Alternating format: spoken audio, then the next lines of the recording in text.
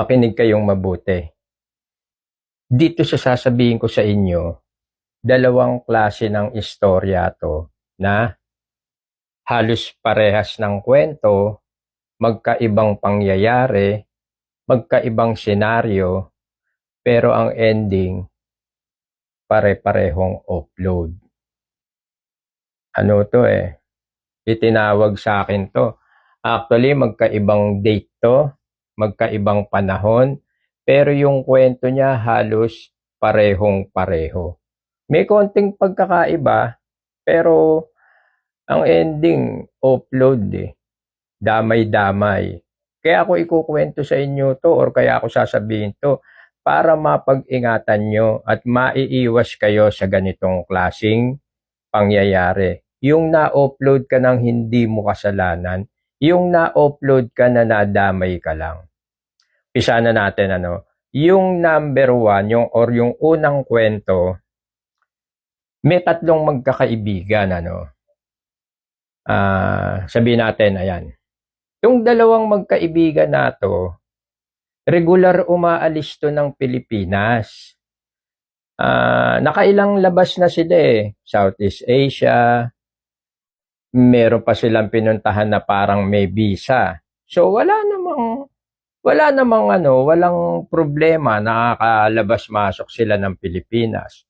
Ngayon, itong huling-huling labas nila, nagkaroon sila ng pangatlong kasama. Itong pangatlong kasama nila, ito yung magkaibigan, ito yung panibagong kasama nila. Itong nasa gitna, hindi niya kilala to. Ang talagang magkaibigan, itong dalawa. Itong dalawa, yan. Pero itong nasa gitna, hindi niya kilala to. Kumbaga, parang naging nakilala na lang niya. Actually, hindi niya rin kaibigan talaga. Nakilala na lang niya dahil dito. Ngayon, nung nag-schedule ulit sila ng alis, nakakwentuhan nila to, sabi nitong isa, or siguro alin man doon sa dalaway nag-uusap, sama ka, sabi nitong isa. Sige, sabi niya, pwede ba? Oo. Ngayon, ito naman nasa gitna, wala naman siyang kaalam-alam na yung pagsama nito, disgrasya ang aabutin. Paikliin natin yung kwento, Pagdating sa airport, na tayo, immigration na tayo. Doon na tayo sa area, nakaraan na sa check-in counter. Wala namang problema rito sa dalawa. Lalo dito, walang problema sa kanya kasi regular siyang umaalis Halos palagay natin or sigurado kompleto dokumento nitong dalawa kasi nga regular. Ngayon, pagdating sa immigration, lusot tong dalawa. Ito, na second interview. And nasa boarding gate natin dalawa halos papasakay na sila ng eroplano, naghihintay na lang ng oras, ando na, nakaupo na raw sila sa boarding gate. Pero naiwan to. Nandun pa rin sa second interview. Ang desisyon nitong dalawa, iiwanan na nila to. Kasi wala na silang magagawa kulang sa dokumento or hindi alam siguro talaga yung dokumento niya, hindi nagmamatch doon sa interview sa kanya. Ang senaryo ganito, nagulat tong dalawa nung may lumapit sa kanilang immigration officer. Pinapabalik sila doon sa opisina ng immigration kasi kailangan daw nilang bumalik dahil kinakailangan silang makausap nito. Pagbalik, sige, kampante, kasi wala namang kaso. Sige, balik, baka ma-survive pa nila to, maisalba nila to. Ang naging ending, mamaya na tayo sa ending, para may surprise ng konti. Ang nangyari, ito palang isang to habang ini-interview, napag-alaman ng immigration officer na nag-i-interview sa kanya may kikitain siya. Somewhere, kung saan man sila pupunta, no, maikipagkita to sa APAM or foreigner. Di syempre, iba ang kwento dito sa dalawa. Ibig sabihin, iba ang interview rito. Ito, maganda record nito. Ano nga pala to? First time traveler. Babae. Babae rin tong dalawa, no? First time traveler, maring kulang sa dokumento, or ayun na nga, na-interview, napaamin na maikipagkita sa APAM. Ang masakit, kaya pinatawag tong dalawa.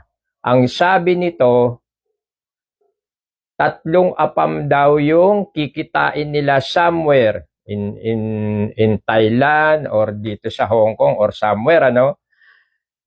Syempre, pag makikipagkita ka sa APAM, ibang kwento na yon, ibang senaryo na yon. Kaya ipinatawag ulit tong dalawa para linawin yung sinasabi nito na 3 APAM yung kikitain nila dun sa lugar na pupuntahan nila. Tigi-tigisa sila.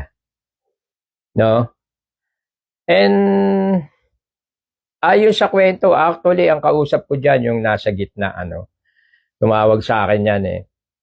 Ito yung totoong kwento. Ayon sa kanya, regular silang lumalabas, pero ito, first time, at talagang may boyfriend na APAM to. Ngayon, syempre, no, I don't know sa babae kung bakit gusto rin siguro nila magka-boyfriend ng APAM, yung boyfriend nito na APAM, may ipapakilala rito sa dalawa. Pero ito sabi niya sa akin, hindi naman siya ganun ka-interesado. Kumbaga, kung hindi okay, mamasyal lang siya. Kung wala, mamasyal lang siya. Pero isinabit siya nito eh. Itong pangatlo, itong kaibigan nila. Kaya pagdating doon, hindi na sila pinaniwalaan ng IO. Ang saklap ng ending nito. Yung 3 upload. Dahil dito. Ang sabi nga nitong isa na to, itinakwil na raw niya to talaga. Talagang blinak na niya, nagalit siya. Parang inaway na niya to, pinagmumura niya or what.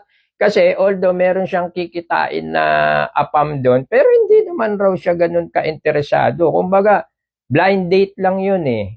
Hindi naman daw niya talaga boyfriend or what. Eto, ganun din na sinasabi. So, ayan, yung moral lesson dyan, sa susunod, sisiguraduhin yung mabuti. Itong kasama nyo. Dahil, ilang beses na yan, marami na. Pero 2 lang yung ikukwento ko sa inyo, no? Siguraduhin nyo na pagka nagsama kayo, ano siya talaga? Kompleto dokumento. At kung ano't ano man ang mangyari, hindi niya kayo ikakanta. No? Nagkakatuwaan lang kayo eh. Kumbaga, magda-blind date lang kayo. Ito, boyfriend niya talaga. Bandang huli, dinamay pa itong dalawa. Ayun, upload. Moral lesson, kilalanin nyo talaga kung sino yung kasama nyo. Ganun, kasimple yun.